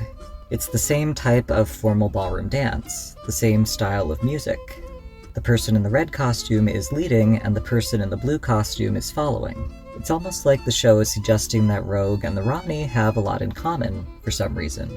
We danced once upon a time, you and I, at the siege of Persephone, with the city burning around us. People said we were lovers. Can you remember, if that's true? I want to do a close analysis of this single line of dialogue. We're going to draw a series of logical inferences from this line. So the central claim here would be we were lovers, except that the Ronnie has bracketed it on either end with qualifiers drawing it into question. People said we were lovers. So we're in the realm of rumor and gossip. Can you remember if that's true? Now the Ronnie is suggesting that this might only be believable to the Doctor because he has amnesia. The Ronnie spends more words casting doubt on the claim than she does on making the claim. She might as well have said, "Can you remember? If we swapped cooties?" And for the record, ew. That's the most disgusting thing I've ever heard. So the first logical inference we can make here is yes, people said they were lovers, and no, it wasn't true. Why did people say they were lovers? Because they danced at the siege of Persephone. So our next inference is that the Doctor and Ronnie were deliberately leading people to believe they were lovers even though they weren't. Why did they pretend to be lovers? I can think of at least one obvious answer. this was a bearding situation. Tunnels and funny hats and the master. Oh, he just showed up again. Same as ever. Oh, no. Really? Does he still have that rubbish beard? No beard this time. Well, a wife. Hypothesis. The Doctor and the Rani were fake dating to hide that the actual couple was the Doctor and the Master. From this assumption, we can draw 3 more inferences. 1. There was some kind of stigma against the Doctor and the Master being lovers. 2. Gallifrey may be the planet of the test tube babies, but this wasn't just a generalized sex negativity, because it was fine for the Doctor and the Rani to be seen as lovers. 3. If the Doctor was the one who needed a beard, then the Doctor was the one who had something to lose, which would mean that the Master was the one carrying the stigma, which threatened to contaminate the Doctor by association. You recognized your husband's doubt because you've been expressing doubt yourself. That's what it does, Mrs. Smith. It contaminates, it breeds, it festers. Next, we can ask, what was the nature of this stigma? Did the Time Lords have homophobia? Honestly, it's more plausible than you might think. They do seem to have sexism. But if we consider that this episode both has a significant ableism subplot and puts emphasis through the dialogue and music on the Master's drums, then the more likely answer is that this was anti-drum ableism.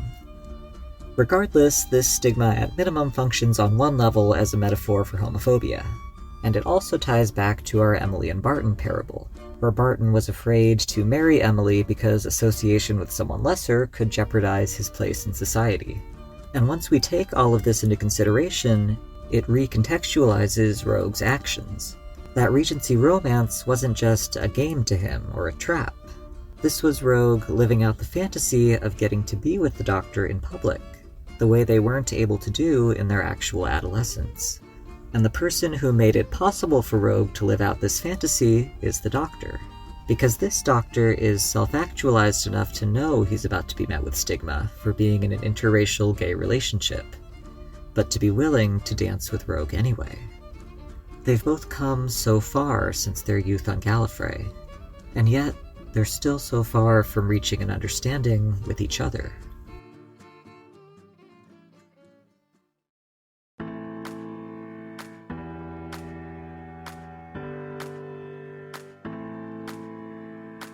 So I have now walked you through a laundry list of evidence that Rogue is the Master. To recap, Rogue has been sus from the beginning. He claims to be a regular bounty hunter who just happened to run into the Doctor, but his cover story doesn't line up with his actual actions. There is ample evidence that Rogue already knew the Doctor. He came to this party prepared, with everything from methods for dealing with the sonic screwdriver to bespoke string quartet arrangements of Billie Eilish and Lady Gaga songs. Rogue is linked to the Cholder family by the bird motif, as well as by a shared passion for roleplay. It's strongly implied that Rogue is the dungeon master to the Cholders' D&D party. His debut episode is packed with references to the Master. We're gonna cosplay this planet to death! Rogue directly echoes some of the Master's past lines, and the Doctor echoes lines that he's said before to the Master. I'm just so trigger happy. Trigger happy.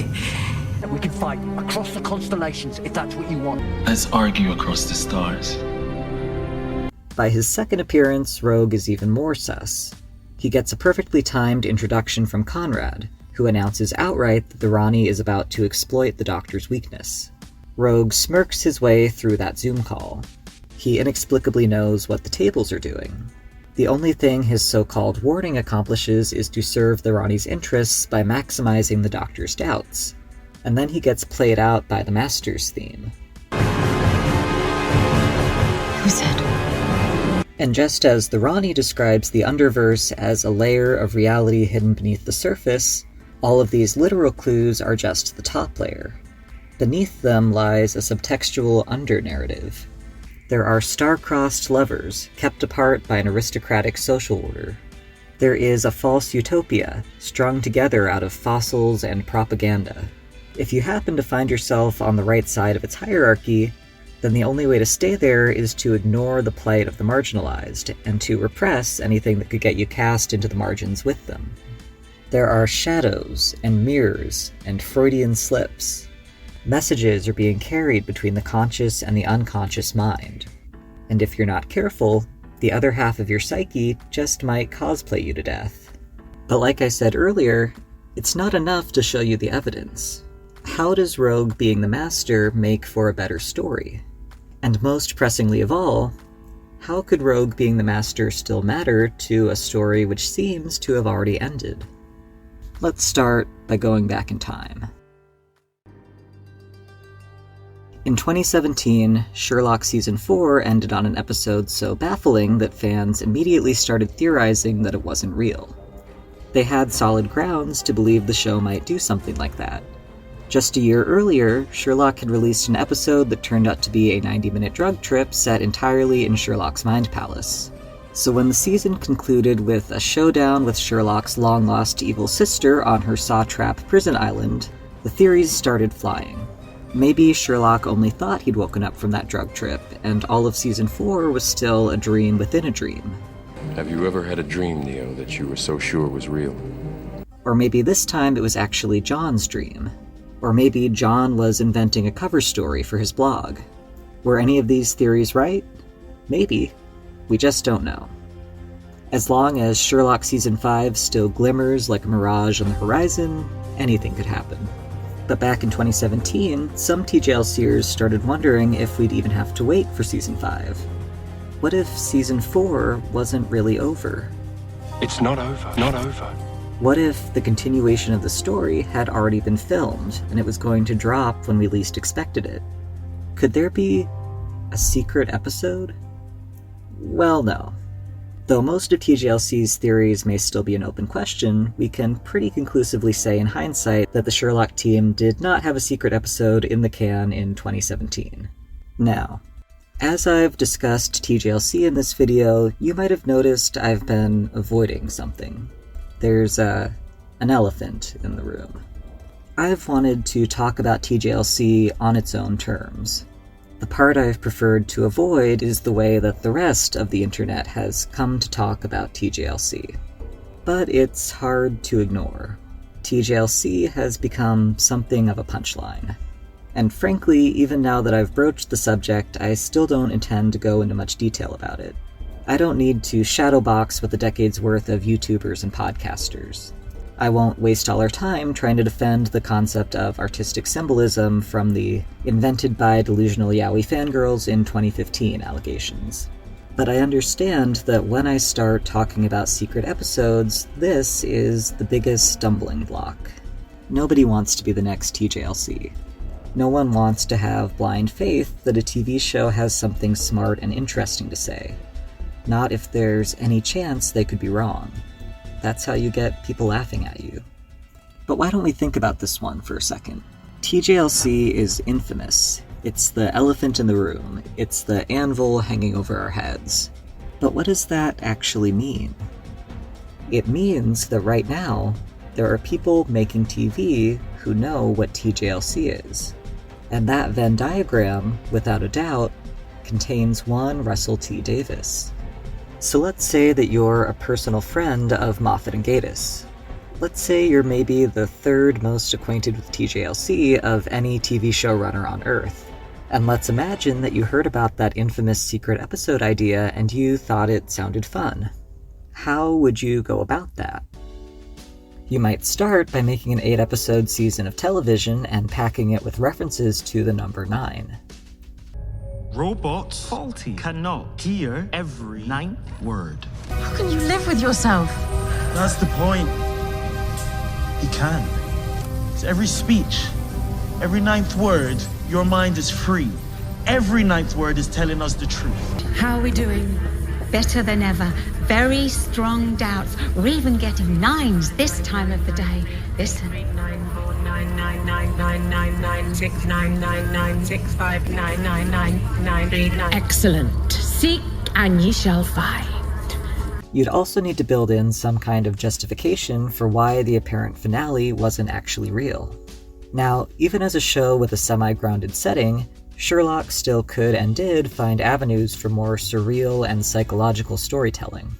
But as a sci-fi series, Doctor Who has a whole universe of options beyond dreams and drug trips. And the Season 2 finale has provided us with an obvious answer. The Wish World. We know it's possible to warp all of reality to fit a single person's belief system. We know the Rani powered this system with the Doctor's TARDIS. And after the Doctor and Ruby dethrone Conrad and steal the TARDIS back, the show goes out of its way to establish that something is still wrong with reality. Like Conrad's world was sort of glitchy, now we've got the same. Borders have moved. The dead have come back to life. And the colour teal is a bit more blue. The color teal has become more blue. Blue as in the color of the TARDIS. The color the Doctor wants to see as opposed to the orange that he doesn't want to see. The truth is staring us in the face. We didn't escape the Wish world. We just shifted from Conrad's world to the Doctor's world. And what about the regeneration? The thing is, we already have a precedent for Davis doing a fake-out regeneration. 10-2. Back in 2008, Part 1 of the Season 4 finale of Doctor Who ended on a cliffhanger. The 10th Doctor had just been shot by a Dalek and was starting to regenerate. The idea was that fans would have a week to grieve the loss of David Tennant and wait on tenterhooks to see who the next Doctor would be. And then when Part 2 rolled around, surprise, they'd learn that the Doctor actually achieved a beta version of bigeneration. The Doctor saw his shadow, so we get 6 more weeks of David Tennant. Now, this was how the reveal was supposed to work. But any halfway dedicated fan already knew that Tennant had signed on for an additional 5 specials. So thanks to their knowledge of this real-world entertainment news, the biggest Doctor Who superfans didn't actually experience any tension from the cliffhanger. They didn't get the shock and relief of learning that Tennant was sticking around after all. So let's imagine for a second that Davis wanted to attempt the same sort of twist today. There is a very codified checklist that fans have come to expect from a regeneration scene. The Doctor gets a big, poignant parting monologue. The Doctor probably has some kind of touching final reunion with a character we haven't seen in a while. And the Doctor almost definitely dies a martyr, dramatically saving the life of someone else. If you wanted a fake regeneration to look real, you'd need to check every one of those boxes. And then you'd also need to account for the fact that this is the age of social media fandom. It's not 2008 anymore. People are expecting immediate press releases, Instagram farewell videos, tributes to the actor on the official YouTube channel. To pull off a rug pull in 2025, it's not enough for you as the showrunner to drop a couple of fake interview quotes. You would need to manufacture an entire ecosystem of social media meta texts. And you'd need the full cooperation of the lead actor in keeping the deception going. Now look, is this one of the most tinfoil hat elements of the whole theory? Yes. Is this the guy who almost broke an NDA at a party to Matt Smith? Also yes. But the BBC doesn't actually seem that shy about letting Gatwa drop hints. And so, just all the love in the world. Maybe see you again. You have just one little regret. I never got to fight a Dalek. Dalek or a Cyberman. So, might do that. Might go fight a Dalek. By the way. And Gatwa's right, the 15's narrative feels conspicuously incomplete. It's not over. Not over. Reality War presented the Doctor with an ending that was too easy. He never had to grapple with any real moral nuance, because Omega played the role of big scary monster who just needs to get shot to death with a laser gun. He never had to meaningfully confront his own mistakes, from torturing Kid to rewriting Belinda's timeline in a way that violated her autonomy. The Doctor may seem to have reached a place of self-love, but it's built on the lie of pretending that his shadow doesn't exist. He's backed himself into a binary worldview, where he can only be perfectly good or irredeemably evil, which means any sign that he's not actually perfect could send him spiraling straight into self-loathing. And if the Doctor has inherited the Wish world from Conrad, then he's unwittingly trapped himself in an echo chamber where no one can challenge his version of reality. Everyone started thinking they're right, all the time, and they won't change their mind. Well, not me. I've always been right. No one can point it out when the Doctor makes a mistake. And if he realizes on his own that he made a mistake, no one can convince him that his mistakes don't make him evil or unlovable. He's locked himself out of other people's perspectives, and that means he's also locked himself out of their help. With absolute control over the narrative, the Doctor can keep on telling himself, there's nothing wrong with me, other people are monsters. Right up until he collapses under the strain, taking the universe down with him. It's such a lot of hard work. All the thinking. Sometimes I forget about the weather and South Africa gets flooded. There won't be any worlds. If you rupture the time vortex, you could damage the whole of creation. But it's not too late. There's still one person out there who can challenge the Doctor. The character whose role has always been to hold up a mirror and make the Doctor confront their shadow. So let's consider the Dungeon Master's master plan. Back in the first Davis era, the reveal that Professor Yana was the Master was set up by a trail of dominoes. From the severed hand, to the You Are Not Alone prophecy, to the Vote Saxon campaign and the concept of the Fob Watch. And this time around we can spot a similar trail of dominoes. In Season 1, Rogue staged a meet-cute because he was laying a trap for the Doctor. Half of that trap has already been sprung. The Rani knew that the Doctor's greatest weakness is his feelings for the Master. She sent the Master to re-establish himself as a love interest, so he'd be primed to make that doubt-inducing Zoom call. Because I have a date to arrange. But Rogue also had his own agenda. He needed to give the Doctor a specially crafted engagement ring. One domino here is the concept of psychic jewelry. Another domino is the scene where the Doctor hacks Rogue's ship by throwing the psychic paper at the controls. So we can hypothesize that Rogue gave the Doctor a piece of psychic jewelry so he could use it to hack the TARDIS. And one season later, the Doctor regenerated into the TARDIS's alter ego, the Bad Wolf. So let's throw out another hypothesis. What we just witnessed wasn't actually a regeneration. It was a kidnapping. If Rogue used the ring in the TARDIS to interfere with the regeneration, then maybe he stuck the TARDIS into the Doctor's shoes and teleported the real Doctor somewhere else. This is similar to a trick that Missy used to fake her own death. So now our question is, where did the Doctor go? And that brings us to our next domino, the Underverse. The plan is Omega. Splitting open the world to reach him in the Underverse beneath. Every civilization has 1,000 legends about the world hidden below, the Upside Down, or Narnia, or Hell. That is the Underverse. The show has set up this intriguing setting, a world manifested from every culture's beliefs about alternate realities and afterlives. The show also introduced a new Rani actor, then immediately dragged her into the Underverse. This is a choice that makes the most sense if we assume that the Underverse is going to be the story's next setting, and we're sending the Rani there so she can have a continued involvement in the story. Another domino. Rogue is at least claiming to be in a hell dimension. Now, between his bad green screening and his probable control over the Triform destination, we may have some questions about whether he's really trapped there. But Rogue still has some kind of connection to the afterlife and the Underverse. We've also noted that Rogue's hell dimension is orange, a color associated with things the Doctor wants to repress. Carl Jung thought of the underworld as a metaphor for the unconscious.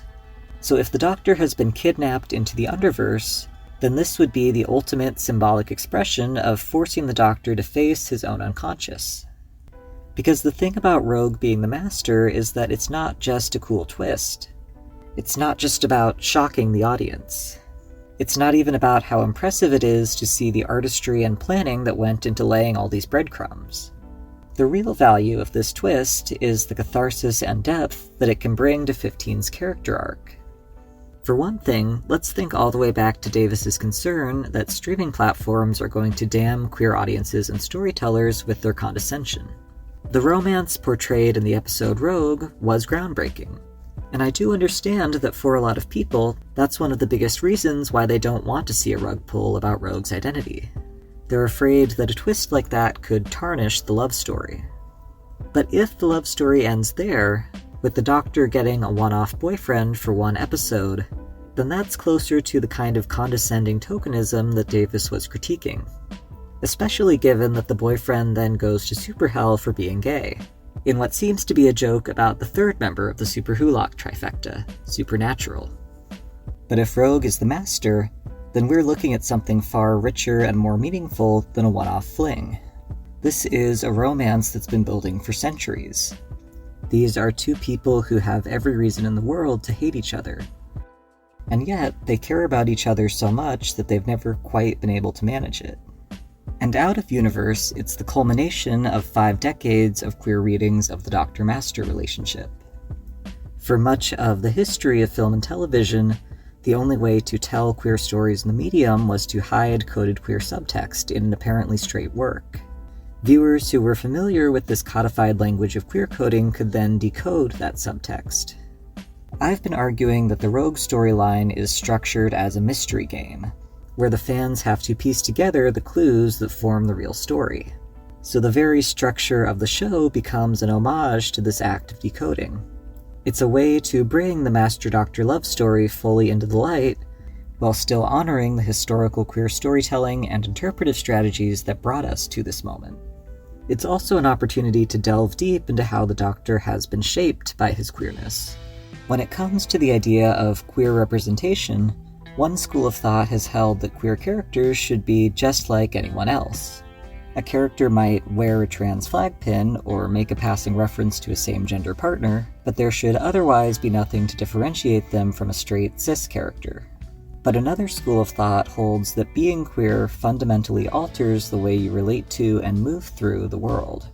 To ignore that is to paper over the impacts of a homophobic and transphobic society. And it's also to homogenize away the distinctive positive aspects of queer culture.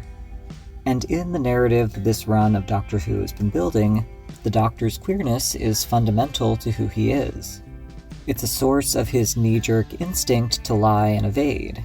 It's one of the things fueling his sense of precarity, driving him to assimilate and try not to rock the boat. It's one of the things making him feel monstrous and other.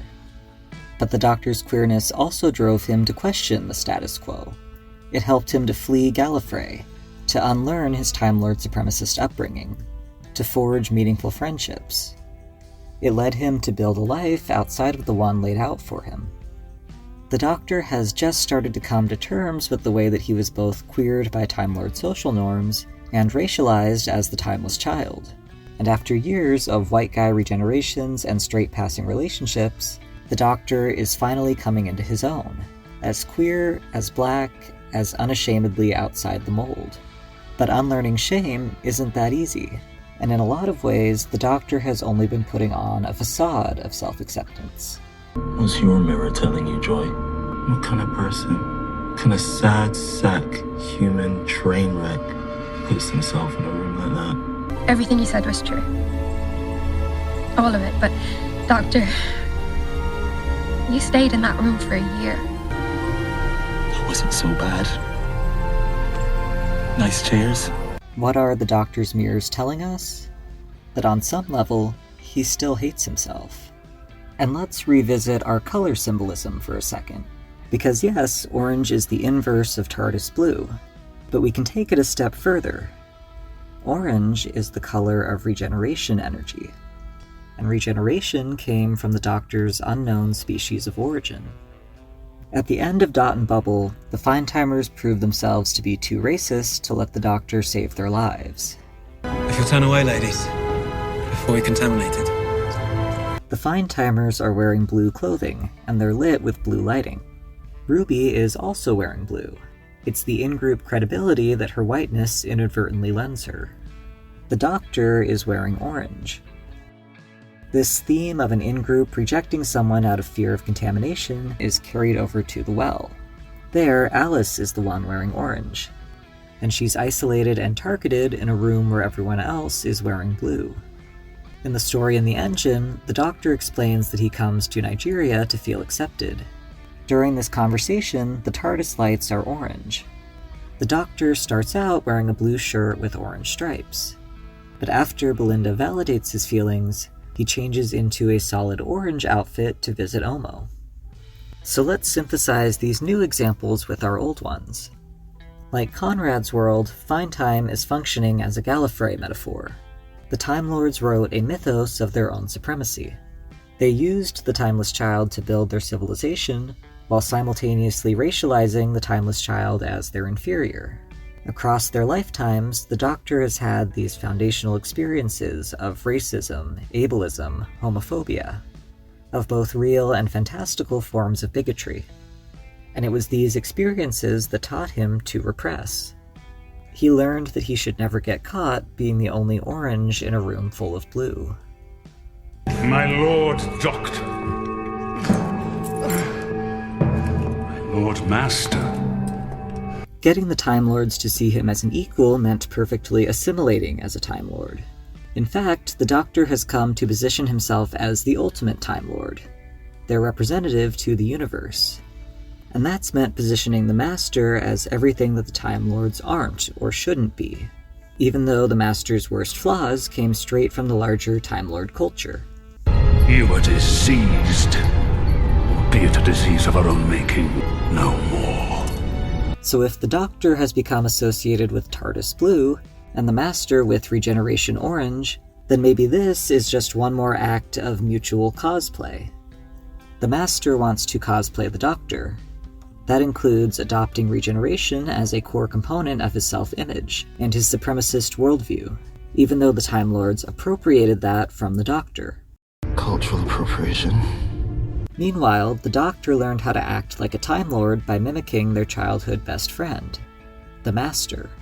At the same time, the Doctor's fear that there's something secret and monstrous at their core gets projected back onto the Master. Regeneration Orange is relegated to the shadow, and assimilation has forced the Doctor to suffocate some vital part of himself. Regeneration energy is the one link the Doctor has to his culture of origin, but he's learned to relate to it as something painful. We don't know how regeneration normally works for the Doctor's species. Maybe they can shapeshift at will. Maybe they don't have to burn up their old body as fuel for the new one. Maybe for them, that orange light is a source of joy and play. But for the Doctor, regeneration has come to mean burning himself alive. That orange within him is something he has to repress, to hide under a mask of solid blue, until the moment he can't repress it anymore and it finally explodes into self-destruction. Because that's the thing about regeneration. A minute ago, when I raised the possibility of faking a regeneration scene, I said there was a checklist of things we've been trained to expect, and one of them is martyrdom. Which brings us back to the Matrix. After all these years, to be going back to where it all started. Back to the Matrix. The original Matrix trilogy ends with a showdown between Neo and Smith, the Self and the Shadow. Smith has become fully disillusioned with the world, and he can't see a reason to go on living in it. Why, Mr. Anderson? Why? Why get up? Why keep fighting? Is it freedom or truth? Perhaps peace? Could it be for love? Temporary constructs of a feeble human intellect trying desperately to justify an existence that is without meaning or purpose. And Neo doesn't disagree. You were right, Smith. You're always right. It was inevitable. They only differ in that Neo believes he can kill himself in a positive and constructive way. This is the part where we get Neo dying for our sins in a T-pose. And this is one of the things that the Matrix Resurrections is most interested in unpacking. Thomas, you were a suicide survivor, gifted with a powerful imagination. Neo's martyr complex is explicitly reframed as suicidal, pushing us to consider the function that the martyr narrative served in the original movie. In a culture that otherwise stigmatizes discussions of self-harm, one of the only socially acceptable frameworks through which to express those kinds of thoughts is the biblical framework. No one could blame you if you threw yourself in front of a bullet for someone else, right? Doctor Who is no stranger to both presenting the Doctor as more or less suicidal and dousing the Doctor in Christ symbolism. As a show where the central mechanism requires the main character to die every few seasons, Doctor Who is always on the hunt for bittersweet and uplifting methods of death.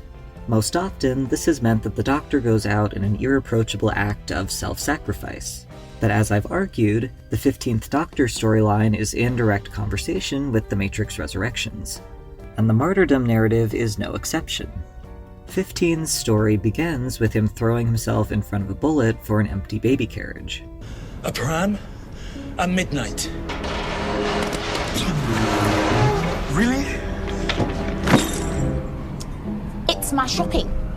His story ends with him trying to save a baby who not everyone agrees is real, and his first and only idea is to kill himself. So I am going to punch a ton of regeneration energy into the vortex to jolt it 1 degree. Giving your life. A life for a life. And not only does 15 regenerate in a T-pose, but he also directs his last words to the Star of Bethlehem. Joy to the world! And Joy also killed herself. She may have framed it as a positive act, a way to save the world, but really, she did it out of grief and guilt and loneliness. And Joy is one of the Doctor's mirrors. But if the symbolism of 15's death is the sacrifice, the crucifixion pose, and the star, then this doesn't just echo the death of Christ. It also symbolizes the resurrection. I'm born. I die. I'm born! And in this case, I don't think we're setting up the Doctor's usual kind of resurrection. I think we're setting up the resurrection of the 15th Doctor. Because his attempt at martyrdom just got hijacked by the Master. And through our Matrix lens, this may be the greatest significance of Groff's casting. Because in the original trilogy, Smith's role as the Shadow made him the voice trying to drag Neo in front of a train, to convince him there was no reason to keep going. But in Resurrections, Smith has taken on a new role. If Neo is the self who's been ground down into believing that he doesn't deserve to be happy or free, then Smith is the self who demands freedom at all costs. I won't have his leash on my neck again. As his shadow, Smith goes where Neo goes. And Smith won't allow Neo to drag both of them back into the closet. I feel bad about this, Tom. After all, you are the one who set me free. Again. So you more than anyone understands why I can't go back. If the only path to freedom is death, then so be it. But what Smith really wants is to push Neo into fighting back, to make him believe that they both deserve better than this. And in the end, when Neo is about to be coerced back into a life that makes him want to die, the thing that saves him is his shadow, his sense of selfishness and self-preservation. Tom and I have more in common than you know. Once he got out, let's just say, I was free to be me.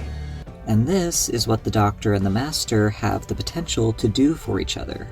They can reflect each other's worst impulses, but they can also reflect a core inner truth that can't be snuffed out. They can embody self-hatred or self-love. They could decide, together, that they both deserve better than this. They could dance the Libertango. They could set each other free. Thank you so much for following me down this rabbit hole. If there's one thing I hope this video inspires you to do, it's to go back and revisit the show with fresh eyes. Check my work. See it for yourself. If you think this all seems crazy, then go find the proof that I'm wrong. If any of my observations excited you, then go see if you can find something that even I haven't noticed yet. Maybe it feels silly to let yourself believe that this campy alien show could actually mean anything. Maybe if an episode made you feel confused or angry or disappointed enough, the last thing you want is to give it another watch. But I hope you can give it a try. Ask questions. Look at a creative choice and let yourself wonder what it means. Most of all, doubt. The doubts are not the problem. The doubts are the whole point. Doubt is such a beautiful thing. If you question hard enough, then doubt can crack open the world. Feel free to like, comment, and subscribe. If you'd like more specifics about what a 9th episode of the season could entail, then check out my video on the 9th word theory. I also offer an explanation for why the show has spent so much time breaking the fourth wall and calling its own reality into question. And for any Sacha Dhawan fans out there, I consider whether a Master by generation could mean the return of Spy Master. Anyway, thank you again for watching. Stay safe. Keep doubting. Strange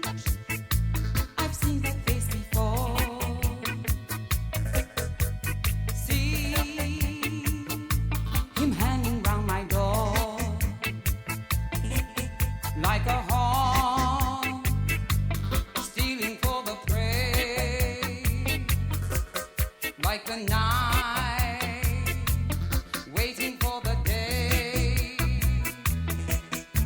Strange, he shadows me back home. Footsteps echo on the stone. Rainy nights on Haussmann Boulevard.